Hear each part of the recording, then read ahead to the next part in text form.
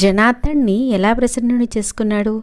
ప్రసన్నుడై వచ్చిన వరదుడు అతడికి వరద కట్టించిన వరాలేంటి? ఈ విశేషాలన్నీ నువ్వు నాకు చెప్పాలి. నువ్వు అదృష్టవంతుడు మాత్రమే కాదు, సర్వజ్ఞుడవు, యోగ విద్యావేత్తవు. కాబట్టి నీకు తెలియందంటూ ఉండదు. నేనెరుగుదును, అంచేత ఇవన్నీ చెప్పి నాకు కుతూహలం తీర్చు. తండ్రి, నాకు తెలిసినంత మటుకు తప్పకుండా చెప్తాను, అందరూ వినండి. తుంగుడు అని ఒక మునీశ్వరుడున్నాడు. గురుచరణ సేవాపరాయణుడు, మహాతపస్వి. అతడికి ఏదో ఒక దుర్యోగం వల్ల అచ్యుల్బనుడు వేణుడు అనే కొడుకు పుట్టాడు. పాపకర్మ ఫలితంగా వేణుడు నిత్యము రోగపీడితుడై దుఃఖపడుతున్నాడు. తండ్రి చూసి తపస్సు చేసుకో, పాపక్షయము రోగక్షయము అవుతుంది అని ఆజ్ఞాపించాడు.